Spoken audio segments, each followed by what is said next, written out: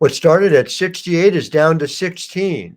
We're going to get into what it all means with Em Adler, Missy Heidrick, and I'll tell you all about what this new partnership means with the next. You're here at Locked On Women's Basketball. You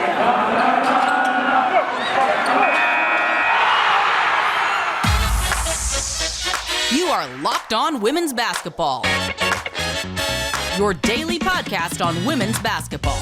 Part of the Locked On Podcast Network, your team every day.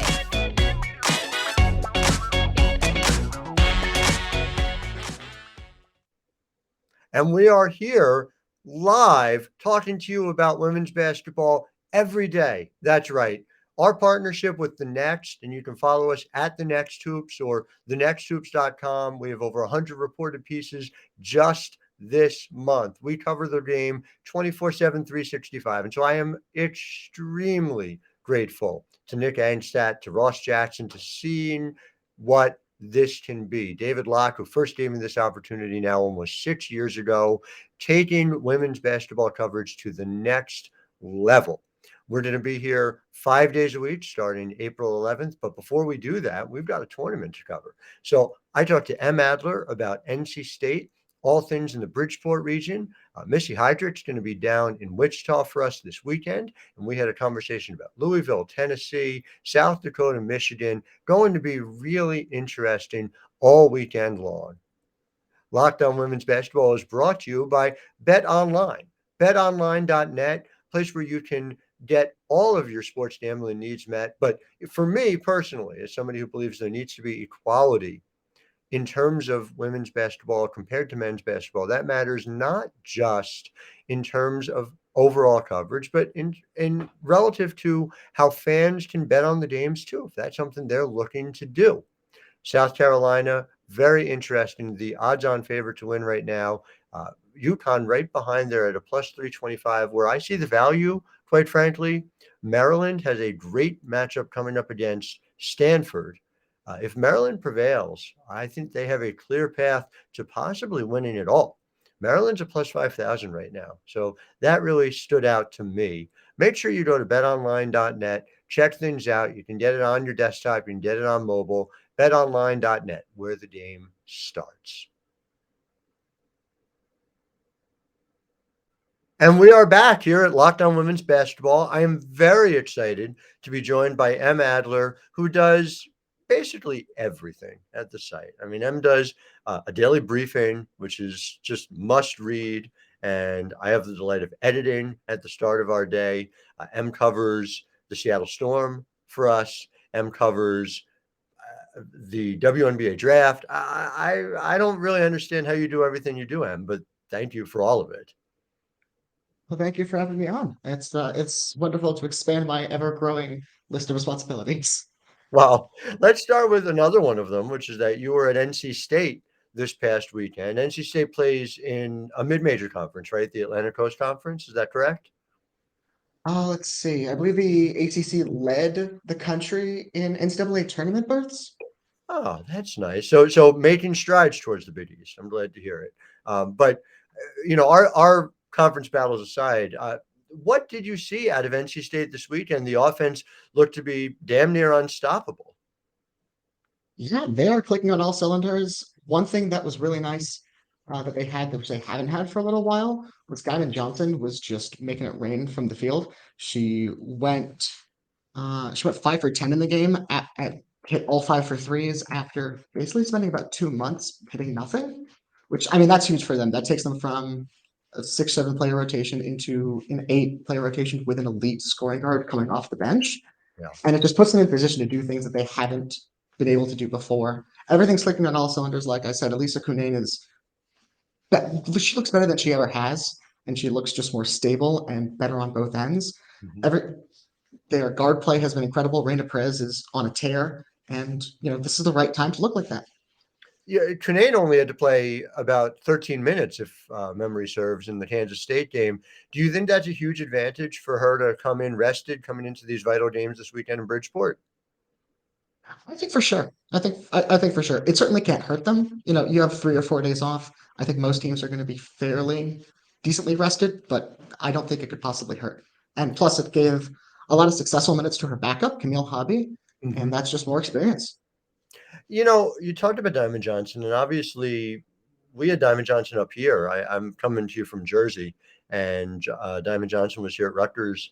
Looked like the next big star coming out of Rutgers. And when you look at Diamond's freshman year, she really put up numbers that were comparable to any combo guard in the country, really, this side of Paige and Caitlin. So, why do you think it is that NC State has her coming off the bench? And do you think her ceiling remains as high as it looked, at least, from my view, after her freshman year?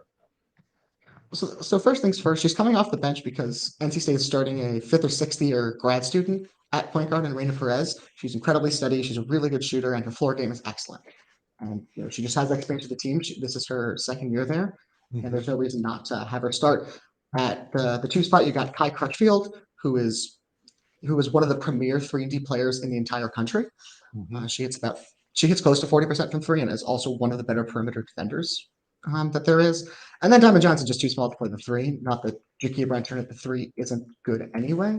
Mhm. So, by having her come off the bench, they get that scoring punch in the second place, while also not having to sacrifice any of the lineup chemistry that's been there for a couple of years. Mhm.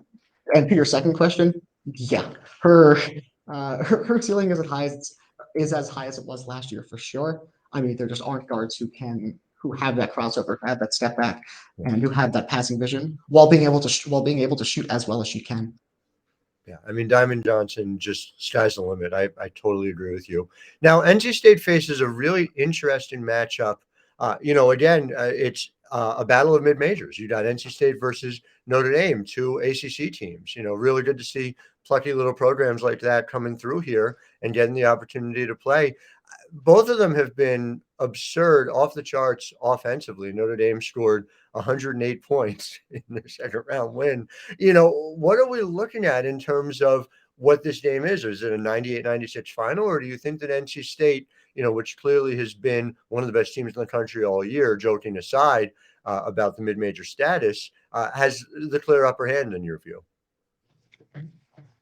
So just to start off is where the game is projected. For Hoop Stats has the pregame spread at about 12 points, Mhm. whereas Vegas opened around 7 points in favor of NC State, and that line has actually moved a point towards NC State since it's open, Mhm. which is basically to say that, to varying degrees of confidence, people who are smart and do good math appear to think NC State is a multi-possession favorite. And I don't think there's much reason to doubt that. Yeah. These teams played before in the regular season, obviously both being part of the ACC. Notre Dame actually won. It was a 3-point win back in February. Mhm. But these teams have changed a little bit since. Notre Dame has been a little up and down all season, mostly up, sometimes little skids here and there. Whereas NC State has mostly just been right on top of everything with an occasional slip here and there. So it really comes down to what Notre Dame is able to get out of its starters. Notre Dame does not play with much of a bench in the first place, but NC State has gone from a team that was in that construction to a team that goes to its bench and a team that can play in a lot of versatile ways, bringing a more traditional four off the bench to replace Kayla Jones, who starts at the four. She's more of a big wing. They like to play Diamond Johnson and Reina Perez together a lot. So you're looking at a very adaptable team in them versus Notre Dame, who when they click excellently and they have incredible chemistry, and they'll uh, open the game against Oklahoma 43-15 after like 12 minutes. Yeah. You don't know necessarily which Notre Dame you're going to get until you're about 5 minutes into the game. But with NC State, it's just about keeping it steady and being able to make sure that they are recycling possessions and that they are able to work through whatever Notre Dame comes to them, because Neil Ivey is a great coach and she's going to have the team ready. Mhm. I don't know if I would necessarily want to, take those lines I talked about at the beginning and really hammer Notre Dame, but I think it can be interesting. Yeah. Yeah, I think so too. I think both of these games are fascinating to me. The other in the Bridgeport region that's going to be played on Saturday, and just to set the scene for you, it's 11:30 a.m. is the first game, the NC State versus Notre Dame Eastern time on Saturday, and then at 2 you've got UConn versus Indiana. And of course, the winner of those two games will match up on Monday night in Bridgeport with a trip to the Final Four on the line. I'm curious how you see the Indiana versus UConn matchup. I know you and I have dramatically different views as far as where UConn is at this point in the season, but just relative to Indiana, who survived a very tough matchup against Princeton in the round of 32. So I don't think that there's a lot of teams that are well constructed to give UConn a big run for its money. Mm-hmm. But clearly they drew one in the round of 32 with UCF, and people have mixed opinions on whether that game was good. I was thoroughly entertained. Now I understand why people enjoy wrestling. As far as Indiana, Wait, can I just I jump think in on that? Because I that was such basketball defensive purity, right? And so I grew up on Big East men's basketball. I grew up on like the period of time where now I'm an old, right? So I was around for when the Big East even tried to go to like 6 fouls, which I just love. It's just like the Big East basically saying like we want there to be more physical contact. We want to encourage and allow that to happen. And I'm kind of sad they went away from it, but point being that is fun. That is fun for me. That is my wheelhouse. That is like Charles Oakley era New York Knicks, right? That is what UCF plays, and UCF plays that everywhere they go. And there are all these people who are like, oh well, UConn showed that they were going to struggle because they struggled against UCF's defense. Everyone struggles against UCF's defense. You could put a front court of Sylvia Fowles, Brianna Stewart, and Elena Deladon on the floor, and a backcourt of Sue and Diana, and that team would score 65 against a KH defense. That's just my personal opinion. But that's my thinking about the round of 32 game we watched. Yes, it was endlessly entertaining. Yeah, no, I genuinely thought it was really entertaining, despite, there were some drawbacks to it. There were also some, I think teams are all going to struggle with UCF's defense. I think different teams are going to struggle in different ways. I think what it did expose to a certain extent wasn't that, UConn is necessarily going to struggle against top defense, but against one that is that good, which I would say UCF is the best defense this side of South Carolina. As I see it, it showed that they don't necessarily have the talent to just go through the defense with an offense in the way that they could in years past. You're playing players in the rotation like Olivia Nelson-Adada, Evina Westbrook, Nick Moule, Leah Edwards, who aren't the kind of scorers or Swiss Army knives on offense that UConn has had in years past, where you can just say, this is going to work as is. And I think that sort of leads a little bit into why I think Indiana is not. I don't think they're going to win, but I think they're a relatively tougher matchup. They basically play a 6-player rotation. Then they're all experienced, so they're not going to falter just because they're facing a tougher scheme. They know how to work together through adversity. I think having Nicole Cardaño-Hillary, that's Indiana's, I guess basically their two guard. They have their backcourt can really. You can consider them any position between 1 and 3. It's usually a 3-guard set, and everyone does 1 through 3 at different times. Pretty much, yeah. And so Nicole Cardaño-Hillary is basically the on-ball pass defender, and I think she and Grace Berger, who is basically their point guard, have a great complementary pairing. You can throw at Paige Beckers, and then have the other one just sort of scrape over to whoever's the next closest guard, whether we're talking Azzy Fudd or Kristen Williams. Both of them are well equipped to take both of them on. I don't think UConn is necessarily the best equipped to take advantage of Indiana's weaknesses.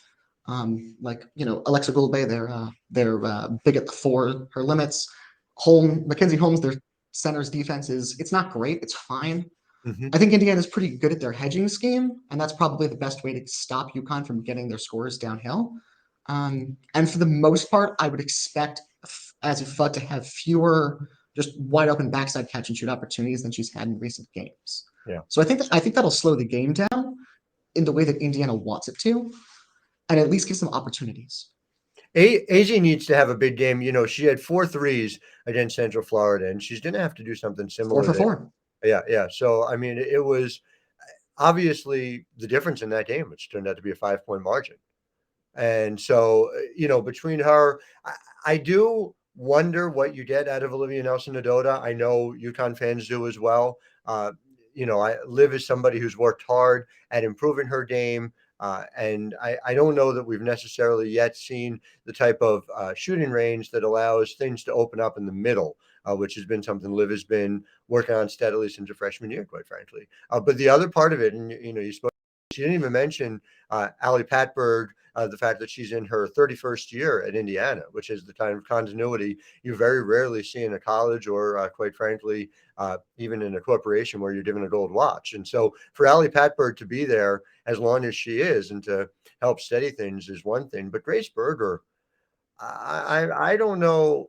I run out of superlatives when it comes to Grace Berger and what she's able to do from a shooting, from a passing perspective, from an understanding of like what is necessary for Indiana to win. Grace Berger does. It's not a surprise that Grace Berger hit what turned out to be essentially the game-winning shot against Princeton. Grace Berger knows what she's doing. If Grace Berger went into the WNBA draft this year, and she has already said she's not, she's waiting another year, she would go. Unfortunately. Well, fortunately for Indiana, unfortunately for the WNBA, yes, but she would go, I believe, in the top half of the first round because there's an understanding and appreciate. I saw that look, but I'm telling you, there's an understanding and appreciation. I'll agree on the first rounder. First round, but should go. I'll put it this way: the WNBA rightly understands that Grace Berger is going to be an elite player at the next level. And I would argue that Grace Berger will be one of the 6 most impactful players who is currently playing if she had come out this year. I think she's that level of player at the WNBA level. I'm very excited to see Grace Berger at the next level. I just think it's going to be an absolute classic. I think this is going to be the best game in the Bridgeport Regional because I honestly believe if UConn gets past the round of 16 against Indiana, UConn's going to beat either Notre Dame or NC State. And I think it's going to be by a 10-point or more margin. That's what I'm prepared to say here today. What do you think of that? I think that's a relatively insane take. Indiana and NC State are entirely different tiers of teams. We're talking about NC State, which is a unanimous top 3 or top 4 team in the country, versus Indiana, which hosted games, deservedly so, and has not touched the top 5 or 6 since the preseason polls. Which, look, I like Indiana. And Grace Berger, like you mentioned, she's fantastic. She's got one of the best floor games in the entire country. She's a really solid defender, excellent help side defender. She's basically going to shoot 9 for 17 every single game and not turn the ball over much. Mm-hmm. The problem is between Patberg, who I will mention just for listeners who don't know, Allie Patberg has literally set the record for the most amount of time spent in college in women's basketball history. Between her and Cardano Hillary, and to a lesser extent, Alexa Goldbay, they're going to shoot the same way every game. Yeah. Sometimes each of them scores 20 points. Sometimes each of them scores 4 points. You don't really know what you're going to get, as opposed to UConn's offense, who, I think you're not going to get 4 or 5 players scoring 20 points, but they are definitely more consistent.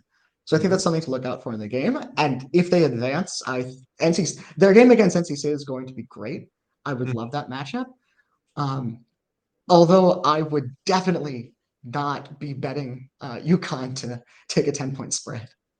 I think UConn will win that game. I think they will win it relatively comfortably with a Final Four on the line, playing in front of their home-ish crowd. It will be essentially a home crowd in Bridgeport, Connecticut.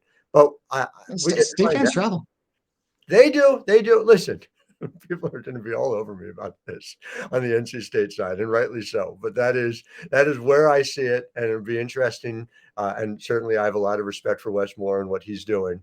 I just think that is a uniquely difficult matchup for NC State and UConn. To the year finalist, Wes Moore. How old were you in 2007?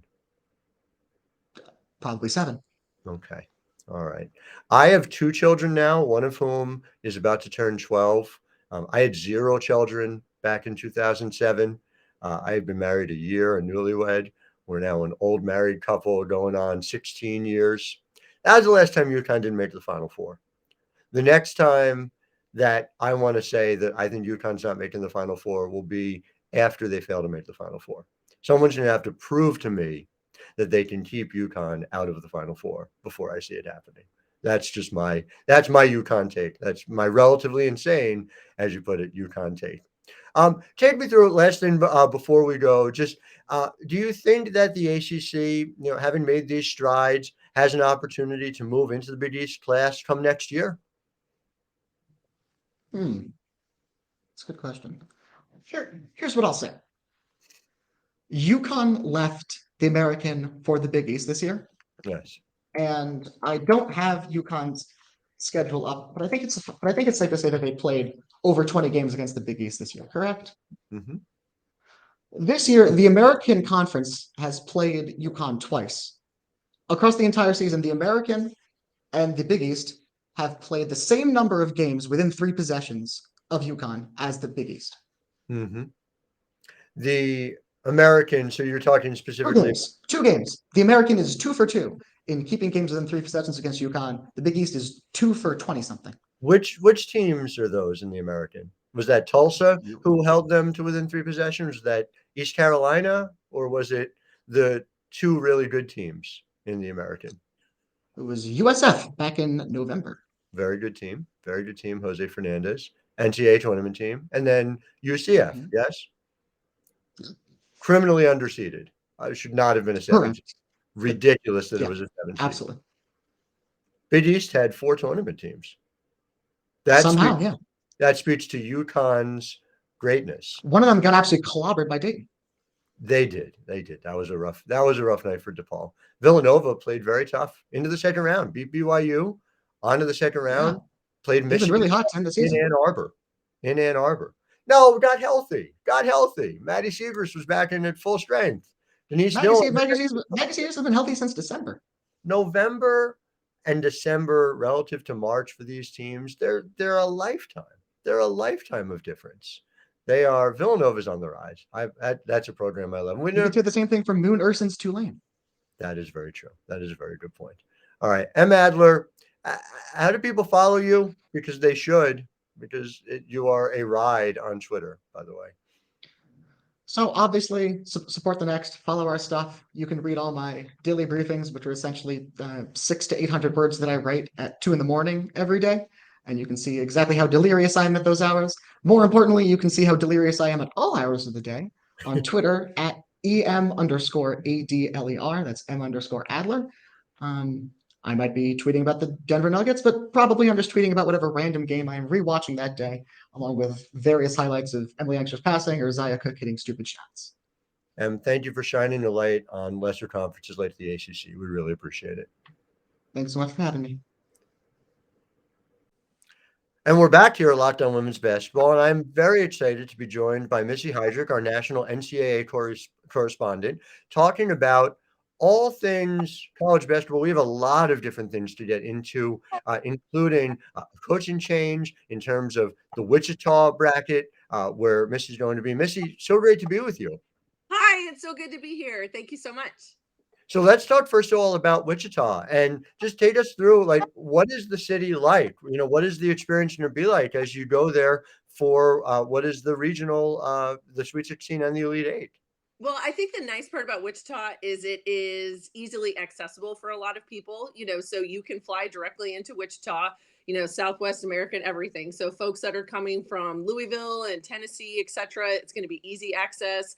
Michigan fans coming from the upper peninsula, et cetera, they're going to be able to get there. It's an easy drive. It's right down I-35, literally down the middle of the state of Kansas. And so I think for most folks, the accessibility is fantastic. The Intrust Bank Arena is somewhat new. It was built a few years ago down there just as a draw. Wichita State plays some of their games there, even though they still play on their home in their home arena. And I just think that the downtown is a great place for people to be able to go. There's there's restaurants and bars and areas for people to stay busy. So I think it's going to have a very welcoming atmosphere. Wichita's always been great about hosting events. People enjoy going there, concerts, athletics, whatever it is. So I think everyone that comes is going to have a great time. And I think the basketball is going to be fantastic. Jalen Agnew, the terrific basketball player now with the Atlanta Dream, spotlighted Wichita in a thread, which I just loved. I love that kind of the hometown pride. Was there Yeah. one thing that Jalen said where you're like, oh, okay, well, that's a restaurant I'm not going to miss while I'm there?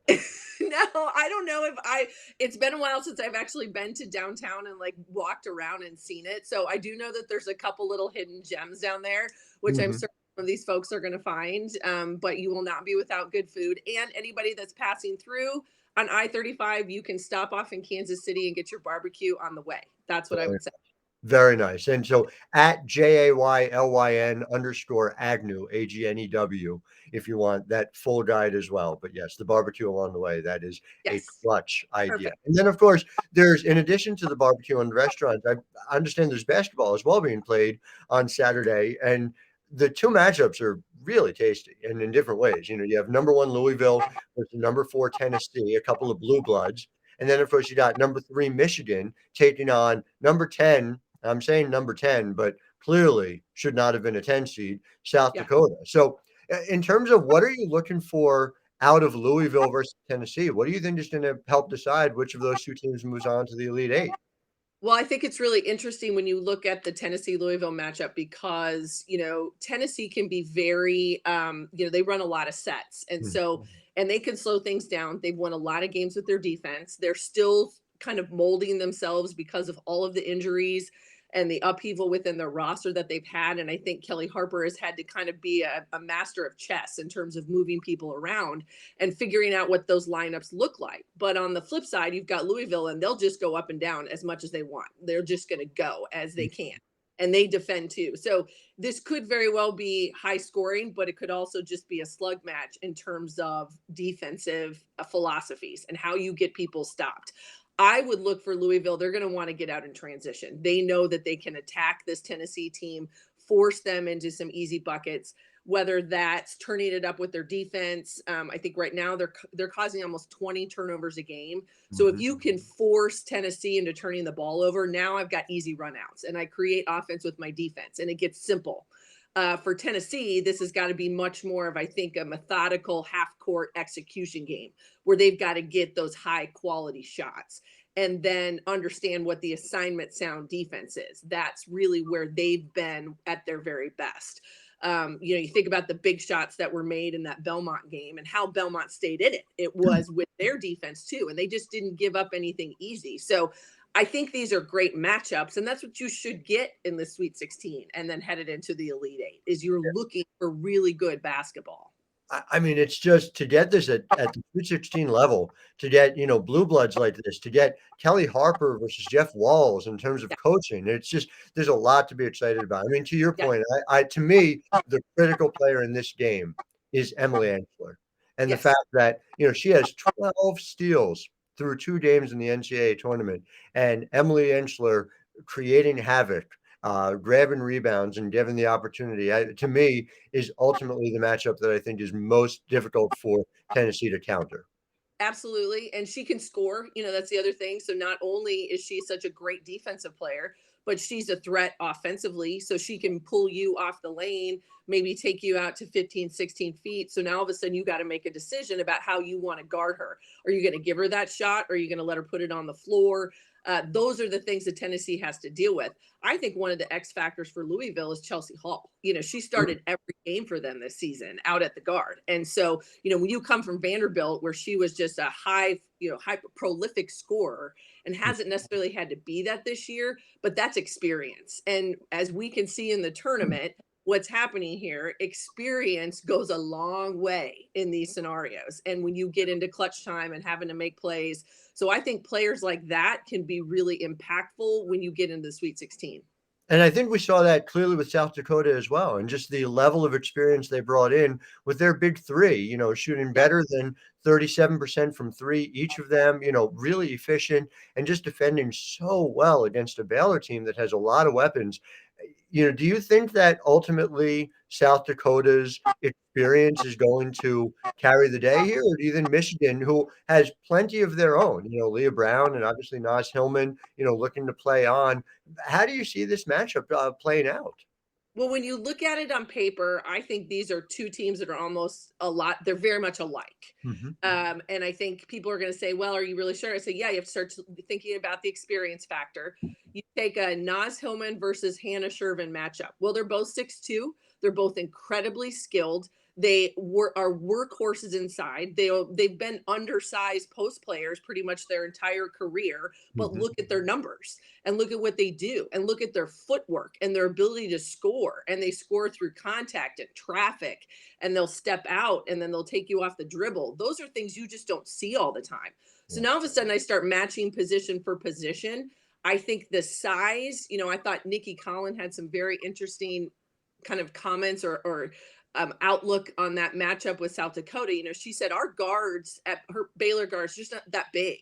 Mhm. So South Dakota's 5'10" really across the board. Yeah. Well, Michigan's kind of the same way, right? So now all of a sudden we've got matchups here that look very similar.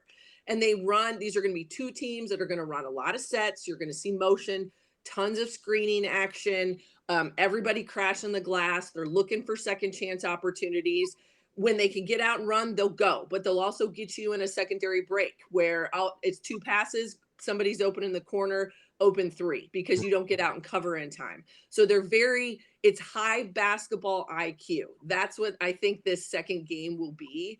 I just think we've got outstanding coaches in the Wichita region. These are 4 great coaches. I mean, I just love all of them because I think what they bring to the game, what their teams are built on. I mean, that's what you're looking for, just the quality of the players, of the people.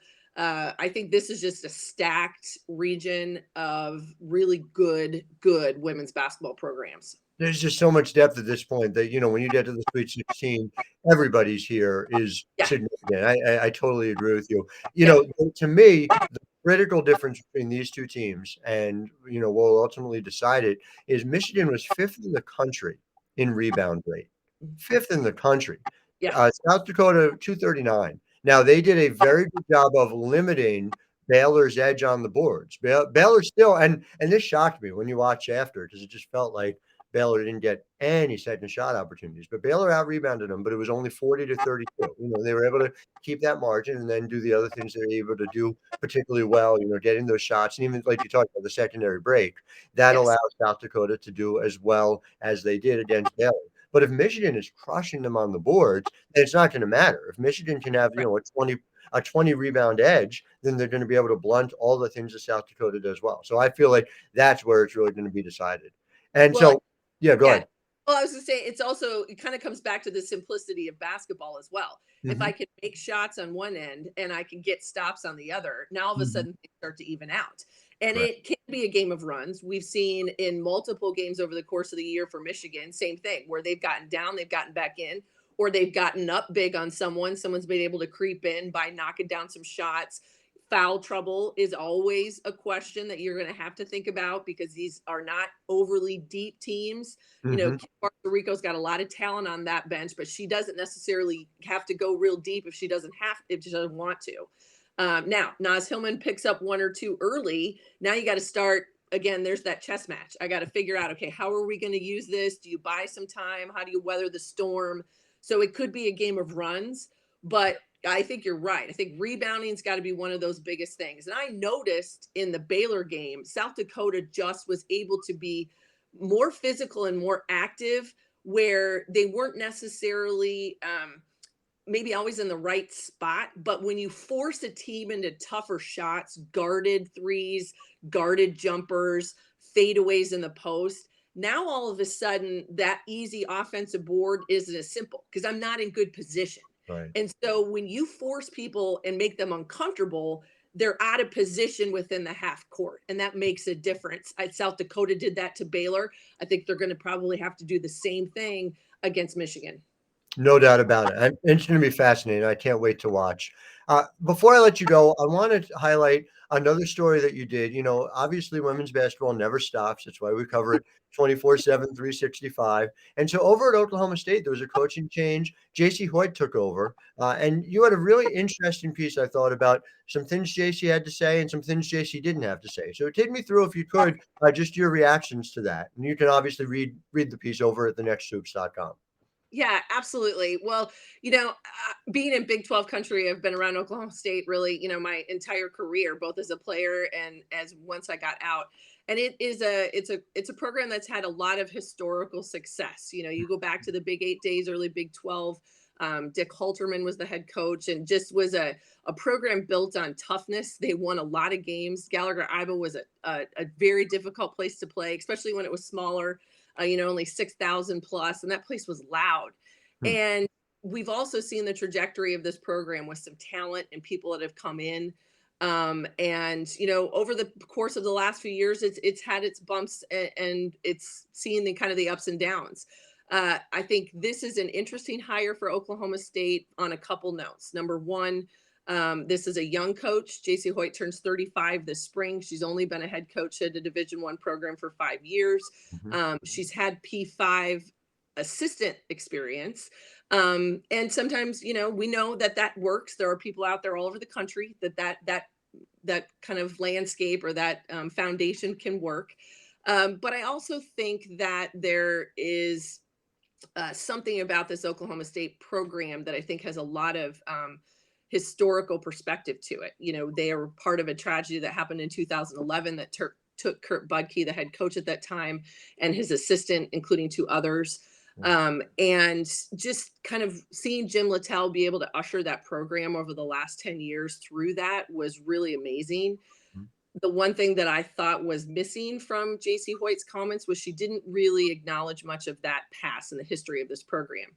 When you take over a program, no matter where you are, men's, women's, it doesn't matter what sport, you are a steward of that history and of that program. All the people that came before you, the coaches, the players, especially.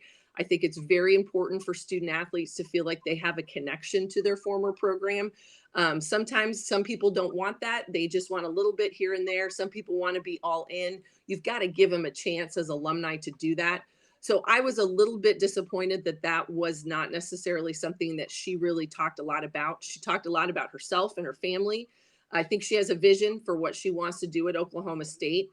But it's not going to be easy because the Big 12 is a tough league and you have to be able to, number one, put together a staff that can recruit. You have to have a system that people are going to buy into. I think Jenny Baranchek at Oklahoma is a great example of that. She crafted a staff of people that she said, these are my strengths. I need people that have these strengths, puts it together. Look at them. They were a 4 seed and had an outstanding season. So it isn't always lightning in a bottle, but I do think that there's opportunity at Oklahoma State. I just think that maybe Jacie Hoyt missed a couple opportunities there to acknowledge the history and the success of this program. I know she wants to put her own stamp on it, completely understand that. But I think that there are some things that you always have to be cognizant of in those environments. No doubt. I just think that's really important. And the history matters. The history Yeah, matters in all sports. The history particularly matters in women's sports, where too often it wasn't covered properly in its time. And so yeah, making sure that yeah. we are, and I think about this a lot in terms of what we do at the Next as well. And we make sure that we're backfilling as well. And everyone understands not just where we are, but where we came from. So Absolutely. it And I made it. think that and coaches stepping into programs all over the country this year, and it happens every season, right? We see new change everywhere. We can throw a dart and hit a place that's going to have change within their program, Yeah. but then everybody has to be able to embrace what's come before them, where they've been, understand, learn from mistakes, learn from, whether that was too much emphasis on in-state recruiting and not enough out, or we went too heavy on the portal and didn't take care of the high school kids in our area that we should have gotten. People have to make those adjustments, and those things are going to be done year to year. Mhm. But history and where you've been doesn't leave you. It comes with you, and you have to kind of manage all of that when you take over a program. Well, Missy Heidrick, I always learn from you, past, present, and in the future. Really glad you're here with us on Thank this episode. Thanks for being here. Just the last thing, how do people follow you? Obviously, they can read your work at the Next Hoops, but how can they follow you on Twitter? Because you are a must follow. I am at Missy Heidrick on Twitter, and I will be at the Wichita Regional this weekend. So, trying to do some updates and stories and that kind of thing. So, we'll catch a little bit of everything, maybe even a few random musings because I'm a big fan of pep bands, and I think fans are the best part of the game. So, you never know what you'll find. Yeah, I am in pep band as well. I totally agree with you. Thank you so much for your time. Thank you.